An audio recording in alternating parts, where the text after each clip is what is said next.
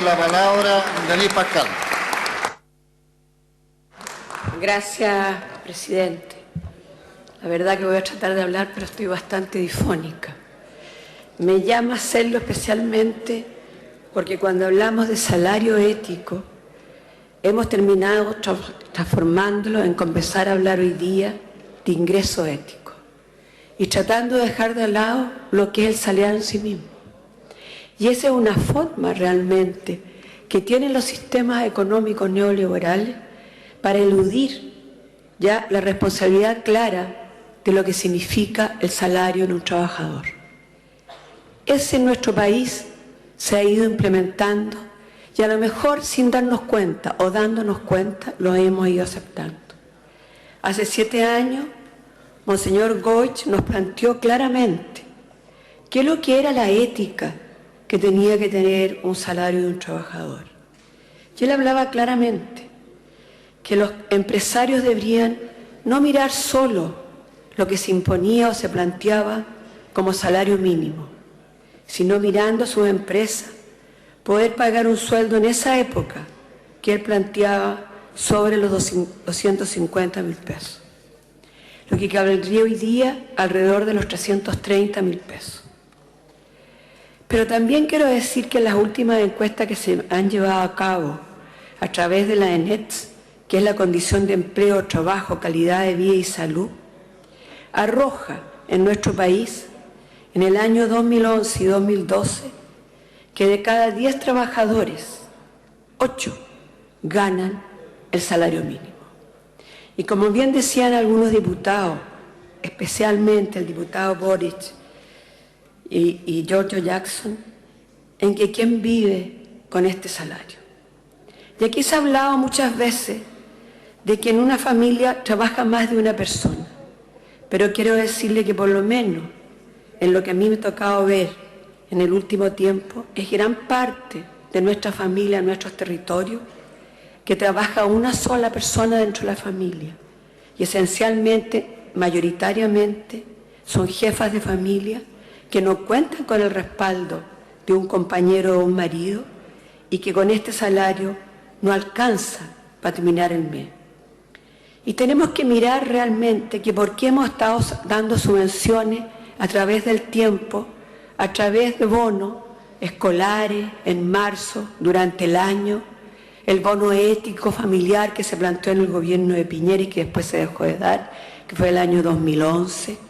Y así vamos viendo cómo tratamos por algún camino de solventar la situación de las familias de nuestro país, de los trabajadores que realmente viven de una manera que realmente no debe de existir en un país como el nuestro, donde con gran algarabía decimos que estamos creciendo entre el 8 y el 10%, pero no nos damos cuenta que ese crecimiento solo va al 10% de la gente de nuestro país.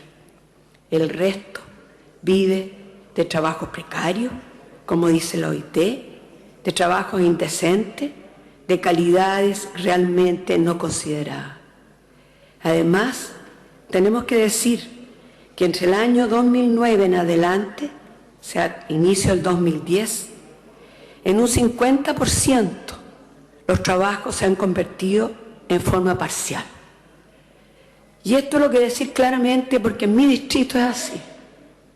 Tenemos los temporeros y temporeras que trabajan por hora, que algunos meses ganan bien, otros días también, pero gran parte del año ganan una miseria. Y así vamos viendo como este salario que consideramos que es tan importante, llegar a los 225.000 pesos, que me parece bien, y mirarlo con la plurianualidad para llegar al compromiso que tuvimos de 250.000 pesos, es realmente una situación mínima, que nosotros no tenemos que vanagloриarlo, sino mirarlo como un avance, pero no como un término. Creo que tenemos que seguir trabajando para que nuestros trabajadores en Chile ganen como corresponde. Y mirar a lo mejor el día de mañana, no solamente poner un salario mínimo, sino también poner un tope de salarios para aquellas personas que trabajamos o vivimos en el sector público por una parte.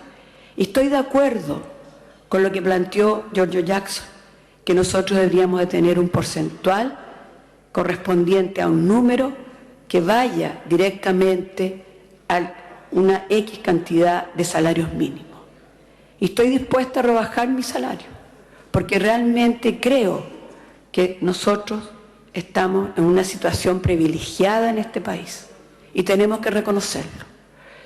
Trabajamos mucho, entregamos mucho, pero creo que los trabajadores hacen el país. Los trabajadores son los que realmente dan el crecimiento a este país. Son aquellos que trabajan cotidianamente, a lo mejor con la pala y el chuzo, otros en las máquinas, otros manejando de 12 a 24 horas. Y así vemos cómo ellos construyen un país donde un grupo privilegiado como nosotros usufructamos de él. Mañana debemos mirar esto. Y quiero decirle, por su intermedio, señor presidente, al diputado Melero, que en la mañana se vanagloriaba de lo que había hecho el gobierno anterior, decirles que hoy día, si se ha llegado a un acuerdo con la CUT, es porque este gobierno escucha, porque este gobierno pudo hablar con ellos y, como lo explicitó directamente la presidenta de la CUT, fueron escuchados y pudieron llegar a acuerdos claros que el día de mañana se van a ver convertidos en leyes que van a ser favorables para ellos. Este acuerdo considera además otras áreas, como la creación de la Comisión Asesora Salarial del Mercado del Trabajo, leyes que fortalezcan a los sindicatos y a las negociaciones colectivas. Ojalá lleguemos a la sindicalización automática, tan necesaria en nuestro país, y que la mencionada Comisión Asesora se creará sobre la base del mandato del Convenio 131 de la OIT sobre fijación de salarios mínimos y estudiará la situación salarial en el país hoy en día, efectuando de esta manera un diagnóstico y propuestas que permitan avanzar en garantizar que los ingresos de los trabajadores permitan superar la pobreza. Hoy día estamos dando salarios que realmente están en el límite de llegar a esa pobreza. Y es más terrible cuando miramos las asignaciones familiares. Realmente decir que una asignación familiar de 9.000 y tantos pesos para aquella persona que gana alrededor de 308.000 pesos a 300 y tantos mil pesos, realmente, si uno saca la cuenta, son alrededor de 100.000 pesos, 120.000 pesos diarios, que ni siquiera les va a alcanzar para pagar la micro de su hijo que va a estudiar. Y aquellas personas que ganan entre 344.000 pesos y 533.000 pesos, 1.793 pesos como asignación familiar es una burla en la cara de ellos. Significan 59 pesos diarios que no alcanzan ni siquiera para darle la leche y el pan a los niños. Creo que aquí hay un aspecto claramente que tiene que ser revisado hacia adelante y mirar que las asignaciones familiares en muchas de las familias nuestras, especialmente en las familias más pobres, más vulnerables, son parte importante del apoyo hacia sus hijos y sobre todo cuando son jefas de hogar. Creo que aquí hay un tema que realmente no le hemos tomado la conciencia necesaria de lo que significa la asignación familiar para muchas de estas familias. Por lo tanto, señor presidente, si bien vamos a votar a favor porque la CUT llegó a acuerdo con el gobierno, a mí no me queda ninguna tranquilidad ni satisfacción y mi única alegría es decir que esto es un convenio plurianual, que el compromiso de la presidenta Bachelet fue llegar en la mitad de su gobierno 250.000 pesos y que el camino está abierto para eso, pero que espero a través de usted, señor presidente, a la ministra del Trabajo, que en esa mesa que se establecer estudiemos realmente cuál es el salario de la dignidad que merece un trabajador en nuestro país. He dicho, señor presidente. Gracias, diputada Denise Pascal. Tiene la